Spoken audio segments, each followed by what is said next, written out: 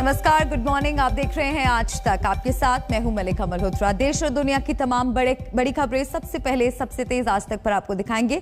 शुरुआत करते हैं एक अहम खबर से।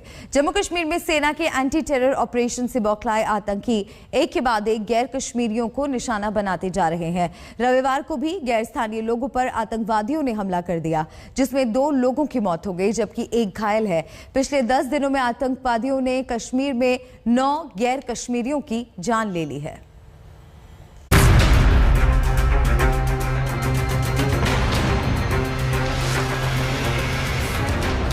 कश्मीर में गैर स्थानीय नागरिकों की टारगेट किलिंग जारी है। रविवार को कुलगाम में आतंकियों ने 3 गैर कश्मीरियों को गोली मार दी, जिसमें से 2 की मौत हो गई जबकि 1 घायल है। मरने वालों की पहचान बिहार निवासी राजा और जोगिंदर के रूप में हुई है। वो कुलगाम में किराए के मकान में रहते थे और मजदूरी करते थे। रविवार शाम 2 आतंकवादियों ने उनके घर में घुसकर अंधाधुंध फायरिंग की और फरार हो गए। दरअसल ये कुलगाम जिले के पास वनपो का इलाका है, गोंजीपुरा, जहां पर ये हमला हुआ है इन नॉन कश्मीरी या नॉन लोकल कहे इन नागरिकों पर। और ये सिलसिला अब रुकने का नाम नहीं ले रहा। जहां एक तरफ सरकार की तरफ से प्रयास हो रहा है कि इस तरह के हमलों को रोका जाए, वहीं पर लगातार एक के बाद एक इस तरह का हमले हो रहे हैं। और अगर 5 अक्टूबर से बात की जाए तो अब 9 ये आंकड़ा हो गया है। 9 लोगों की हत्या पिछले कुछ दिनों के दौरान जो है कश्मीर में हुई है। और आज शाम को कुलगाम जिले में 2 लोगों की आतंकियों ने गोली मारकर हत्या कर दी है, जबकि 1 को घायल कर दिया है। रविवार को 3 गैर कश्मीरियों की हत्या करके आतंकवादियों ने अपनी कायरता का परिचय पहली बार नहीं दिया है। गोलगप्पे वाले की हत्या, कारपेंटर की हत्या, स्कूल टीचर की हत्या, केमिस्ट की हत्या। कश्मीर में कश्मीरी पंडित और गैर कश्मीरी आतंकवादियों के टारगेट पर है और आतंकियों को ये टारगेट दिया है पाकिस्तानी खुफिया एजेंसी ISI ने। अनुच्छेद 370 हटने के बाद सरकार का दावा था कि कश्मीर में हालात धीरे धीरे सुधर रहे हैं और ये बदलाव जमीन पर नजर भी आ रहा था। लेकिन पिछले कुछ हफ्तों के दौरान जिस अंदाज से न सिर्फ घुसपैठ में बढ़ोतरी हुई है, उसके साथ साथ आतंकी कार्रवाइयों और आतंकी हमलों में भी इजाफा हुआ है। सुरक्षा एजेंसियों का कहना है कि कश्मीर में हो रही इन आतंकी वारदातों के पीछे पाकिस्तानी खुफिया एजेंसी ISI का हाथ है, जो कश्मीर में हालात की बेहतरी नहीं चाहता और कहीं न कहीं कश्मीर में हमेशा तनाव के हालात के पक्ष में है। और यही कारण है कि पिछले कुछ हफ्तों के दौरान कश्मीर में आतंकी वारदातों में इजाफा हुआ है। कश्मीर में आतंकी चुन चुन कर कश्मीरी पंडितों और गैर कश्मीरियों की हत्या कर रहे हैं, क्योंकि आतंकी और उनका आका पाकिस्तान कश्मीर में गैर कश्मीरियों की मौजूदगी कतई बर्दाश्त नहीं कर पा रहा। इस साल अब तक आतंकियों ने कश्मीर घाटी में 29 नागरिकों को निशाना बनाया है। सबसे ज्यादा घटनाएं श्रीनगर में हुई है, जहां 12 निर्दोष लोगों की जान आतंकियों ने ले ली।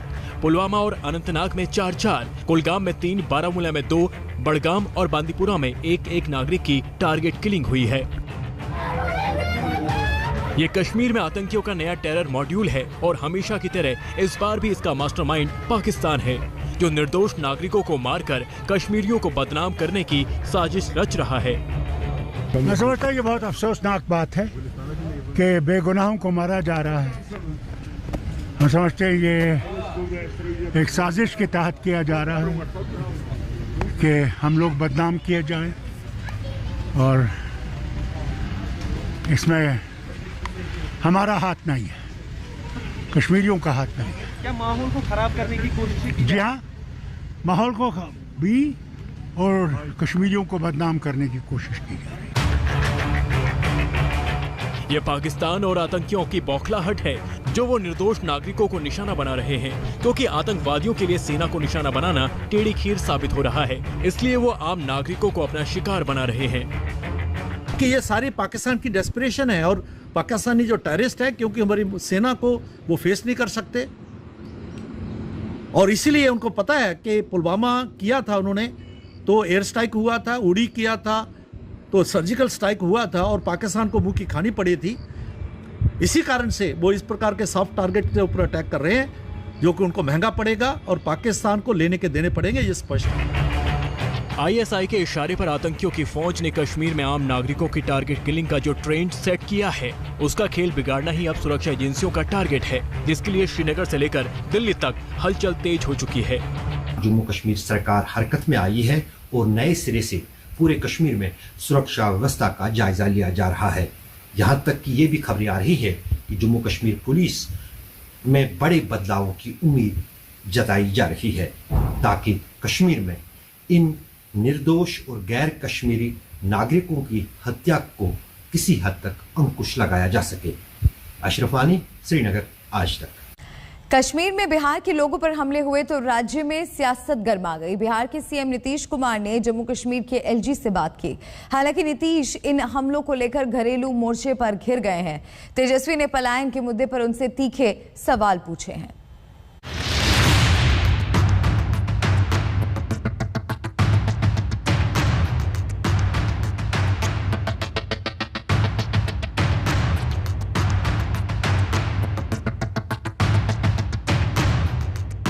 पहले श्रीनगर में गोलगप्पे बेचकर घर की रोजी रोटी चलाने वाले अरविंद शाह का कत्ल और अगले ही दिन फिर बिहार के 2 दिहाड़ी मजदूर आतंकियों के शिकार। ये तीनों लोग बिहार के थे जो 2 जून की रोटी के लिए बिहार छोड़कर सैकड़ों किलोमीटर जम्मू कश्मीर गए थे। पसीना बहाकर अपना घर चला रहे थे, लेकिन घाटी में खूनी खेल खेल रहे आतंकियों की गोली के शिकार हो गए। बिहार के सैकड़ों लोग जम्मू कश्मीर में काम कर रहे हैं और अब उनकी सुरक्षा को लेकर बिहार फिक्रमंद है। बिहार की नीतीश सरकार को भी हरकत में आना पड़ा। राजा ऋषिदेव और योगेंद्र ऋषिदेव नाम के दोनों मजदूरों की कुलगाम में हत्या पर नीतीश कुमार ने दुख जताने के साथ साथ जम्मू कश्मीर के उपराज्यपाल मनोज सिन्हा से फोन पर बात की। नीतीश ने बिहार के लोगों की सुरक्षा को लेकर गंभीर चिंता जाहिर की। नीतीश सरकार ने मारे गए लोगों के परिवारों को मदद का भी ऐलान किया, लेकिन बिहार में वो इन हत्याओं को लेकर विरोधियों के निशाने पर आ गए हैं। तेजस्वी यादव ने उनको खुली चिट्ठी लिखी और कई सवाल उठाए। तेजस्वी ने लिखा कि इन नृशंस हत्याओं के लिए आपकी सरकार जिम्मेदार है। आपने 16 साल में रोजगार नहीं दिया। नतीजा ये कि लोग पलायन को मजबूर हो रहे हैं। बिहार के लोग आतंक प्रभावित राज्य तक में जाने को मजबूर हैं।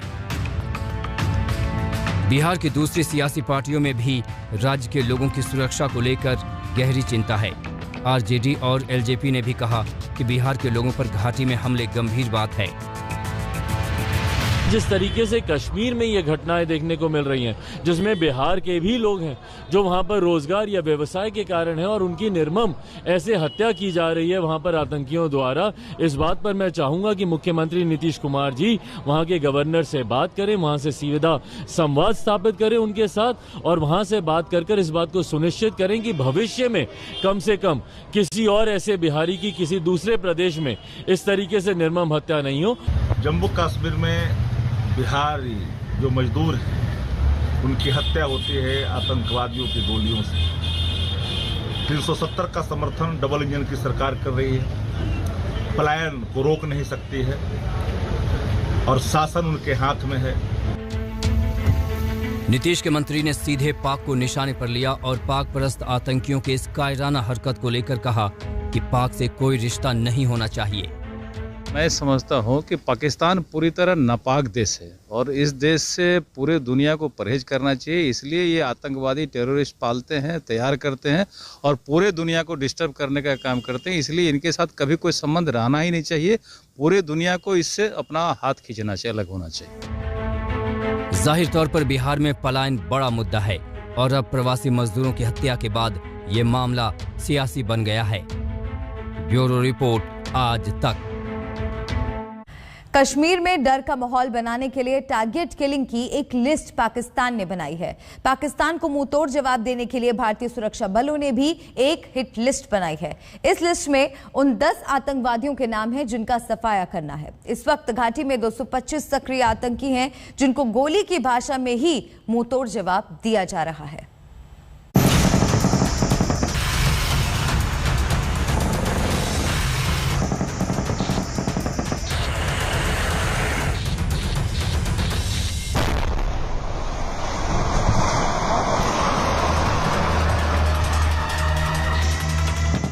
के ये घने जंगल गोलियों की आवाज से गूंज रहे हैं।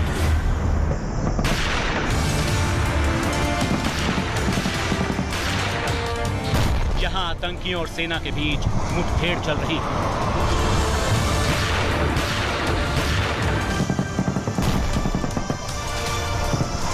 रह रहकर फायरिंग की आवाज बता रही है कि आतंकियों की जिंदगी के चंद घंटे ही बाकी हैं।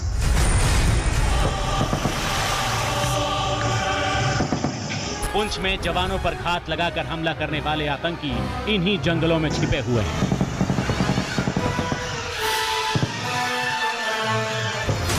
सेना के जवान यहां जिन आतंकियों की तलाश कर रहे हैं, उनके साथ सेना की 3 मुठभेड़ पहले भी हो चुकी।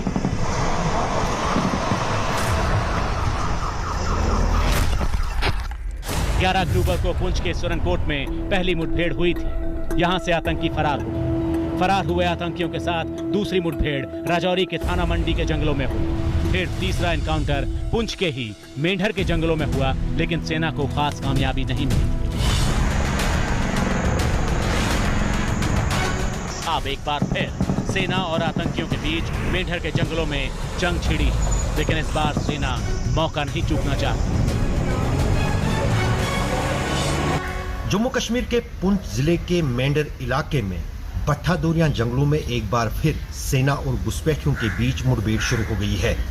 दरअसल गुरुवार को यहां पर एक बार फिर सेना के पेट्रोल पर फायरिंग हुई थी, जिसके बाद यहां पर सेना ने बाकी सुरक्षा एजेंसियों के साथ महातलाशी अभियान शुरू किया है। इस ऑपरेशन में अब पैराट्रूपर्स की भी मदद सेना ले रही है, जो घने जंगलों को छान रहे हैं। आज रविवार को करीब 11 बजे एक बार फिर उन छुपे हुए घुसपैठियों का पता जंगल में लग गया है और भीषण गोलीबारी शुरू हो गई है। इन जंगलों में छिपे आतंकी वही बताए जा रहे हैं जिन्होंने पुंछ और मेंढर में सेना के जवानों पर घात लगाकर हमला किया था। पुंछ में हुए हमले में देश के 5 जवान शहीद हो गए, जबकि मेंढर में हुए हमले में 4 जवानों को अपनी जान गंवानी पड़ी। इन 9 जवानों को श्रद्धांजलि देने के लिए ही सेना जंगलों में आतंकवादियों से दो हाथ कर रही है।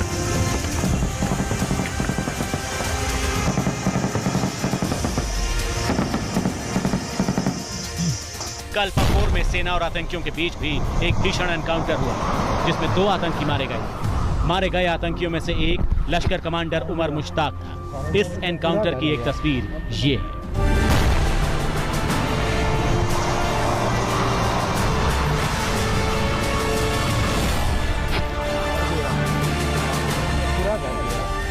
इसी घर में 2 आतंकी छिपे थे। सेना ने इस पूरे घर को ही धमाके से उड़ा दिया।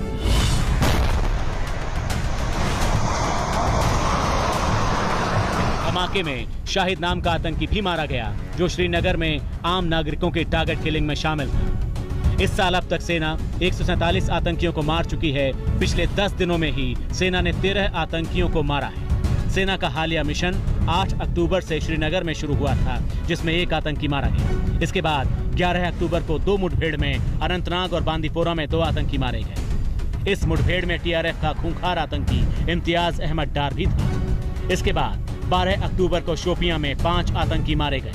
फिर 13 अक्टूबर को पुलवामा में जैश कमांडर शमीम सोफी मारा गया। उसके बाद 15 अक्टूबर को 2 आतंकी मारे गए और फिर 16 अक्टूबर को 2 आतंकी सेना की गोली का शिकार हुए। सेना इस बार ना आतंकियों को बख्शने के मूड में है, ना ही उनके मददगारों को। सेना ने 3 लोगों को पूछताछ के लिए हिरासत में लिया है। इन पर आतंकियों को लॉजिस्टिक सपोर्ट देने का आरोप है। ये तीनों आतंकियों को रसद और बाकी सामान मुहैया करवा रहे थे। डिफेंस एक्सपर्ट लगातार कहते आए हैं कि आतंकियों की असली ताकत स्थानीय मदद ही है। उनके स्लीपर सेल्स वहीं मौजूद है, तभी जब बड़े आराम से आ रहे हैं। उनके फाइनेंसिंग चैनल्स अलाइव है, उनका एम्यूनिशन चैनल अलाइव है, उनका क्या सारा पूरा support system, social support system alive है। क्या नहीं अलाइव है? वो थोड़ी छुप के पैराशूट से उतर रहे, वो बड़े आराम से आ रहे हैं, रह रहे हैं, 6-6 महीने रहते हैं, शुरू से रह रहे हैं। कश्मीर घाटी में इस वक्त करीब 225 आतंकी सक्रिय हैं, जबकि 2019 में आतंकियों की गिनती 450 थी, जिसके बाद 2020 में घटकर 300 पहुंच गई थी। यानी जितने भी आतंकी इस वक्त घाटी में मौजूद हैं, रह रहे हैं, वो बिना किसी स्थानीय मदद के मुमकिन नहीं है। सेना ने 9 एनकाउंटर में जिन 13 आतंकियों को मारा भी है, उनमें से 10 आतंकियों का कोई रिकॉर्ड नहीं था। यानी ये लोग नए भर्ती किए गए आतंकी थे। श्रीनगर से अशरफ वानी, आज तक। जब पाकिस्तान के आतंकवादी आईएसआई के इशारे पर निर्दोष नागरिकों की जान ले रहे हों, जब पाकिस्तान के आतंकवादियों के साथ लगातार एनकाउंटर चल रहे हों, तब क्या भारत को पाकिस्तान के साथ क्रिकेट मैच खेलना चाहिए? ये सवाल तो उठना लाजमी है और उठ भी रहा है।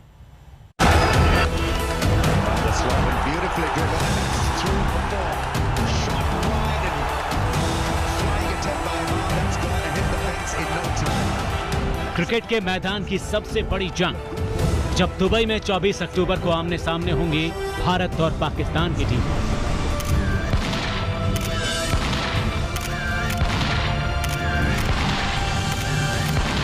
लेकिन जब पाकिस्तान के आतंकी खिलाड़ी कश्मीर में निर्दोष नागरिकों की जान ले रहे हैं, तो क्या भारत को पाकिस्तान से क्रिकेट मैच खेलना चाहिए?